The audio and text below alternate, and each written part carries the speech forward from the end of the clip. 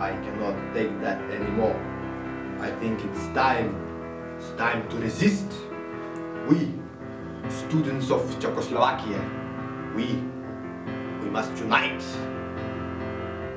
Let's unite and show our strength. Love for our motherland.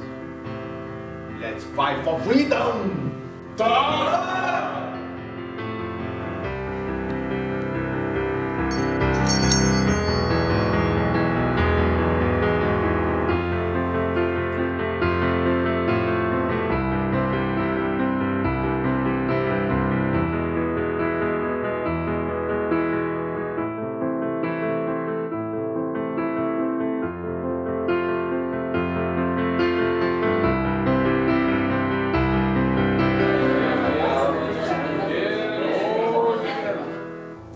Your attention. As we all gathered here today, I would like to focus on events that took place in Czechoslovakia a few years ago. What event do you keep in mind? I'm talking about students' bravery and the actions they took in order to protect their dignity.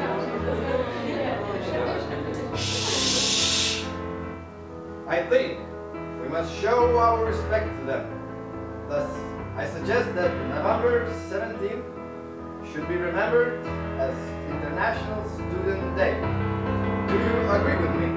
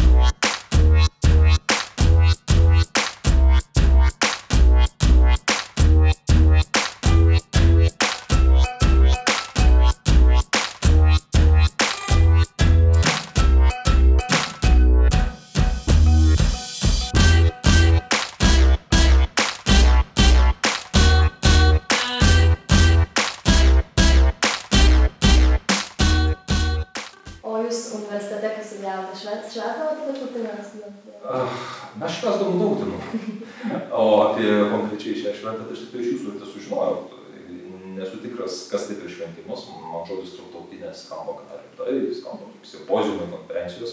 Mes daugiau universiteto laikotarpiu, o turiu pasakyti, studijavau Amerikoje, tai mokėmės, o pasimokė tiesiog švęsdavom. Tai man kokie 3 dalykai, be kurių studentas negalėtų gyventi? Studentas negalėtų gyventi be.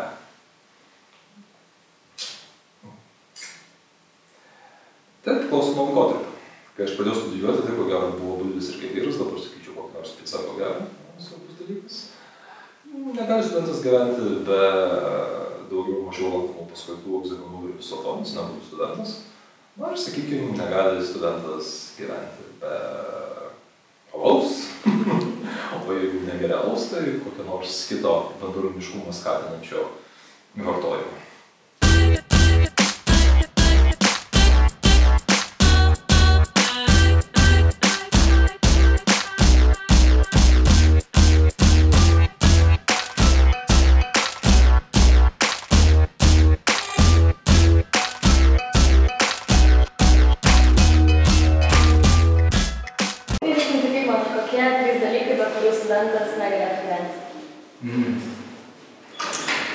Studentas negalėtų gyventi be vakarėlių, ne? Kas yra labai svarbu. Negalėtų gyventi be knygų ir dėstytojų, ne? Ir be meilės. O pats baigęs universitetą, kaip manai labiausiai pasiilgsi? Manau, pasiilgsiu vienas dalykas lengvabūdiškumo. Kai eisiu į darbą, negalėsiu arba darbą, arba egzaminą panašiai universitete. Kartais pasitaiko. Antras dalykas, ko pasiilgsiu, ne? Tai darymą to, ką mėgsti daryti, ko gero, nes galbūt gyvenime būsi priverstas ne tik daryti, kaip kas patinka, o šiuo metu gali būti ir organizacijų, kurią myliu, ir mokytis tai, kas patinka ir taip toliau. Ir trečias dalykas, ko aš pasirksiu, tai žmonių, kurie supa aplinkui kiekvieną dieną. Nes darbė ne visas tokiai žmonėms susitiks. Ko palinkėtum visiems studentams? Palinkėčiau neskubėti saugt, neskubėti varyti dirbti klapčiukais į kokias įmonės ir įsirašyti į CV, kad kokį nors žinomas įmonės pavadinimą, o tobulėti, neskubėti uždirbti daug pinigų, augti kaip asmenybėms ir daryti tai, kas patinka. Ir daryti teigiamai įtaką aplinkui save tiem žmonėms, kurie supa ir visuomenė, aplink supančiai ir taip toliau. Ką mes darome organizacijose, būdami ar studentas savybėje, ar AIESEC, ar kartu, tai aš palinkėčiau visiems kitiems patirti tai, ką gali patirti būdamas studentu.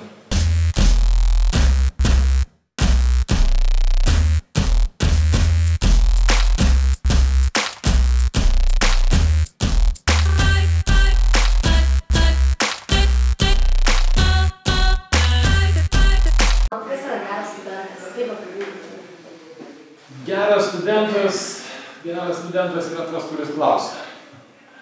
O koks pats buvo studentas?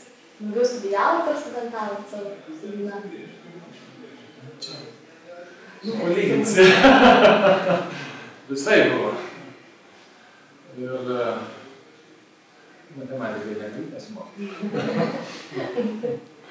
Bet negali ir alaus neišgerti. O galbūt atsimenat kokį nors įvykį ar nutikimą iš studijų metų? Kaip pagalvojate apie universitetą, koks pirmas prisiminimas iškyla?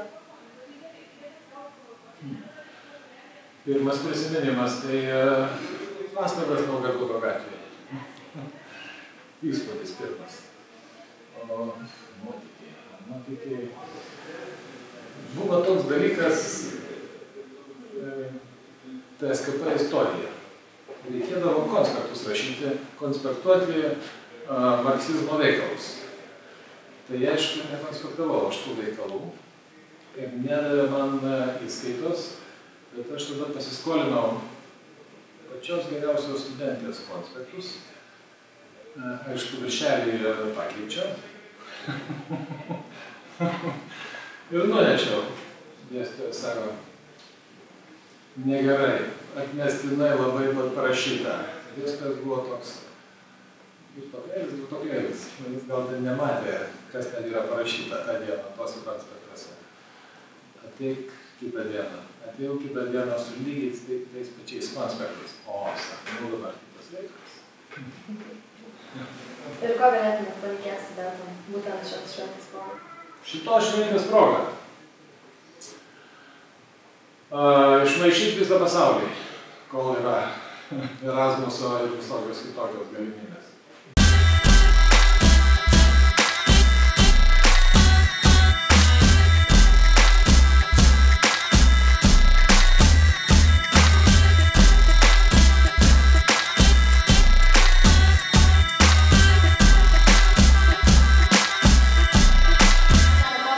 Labiausiai baigus universitetą, kaip manau?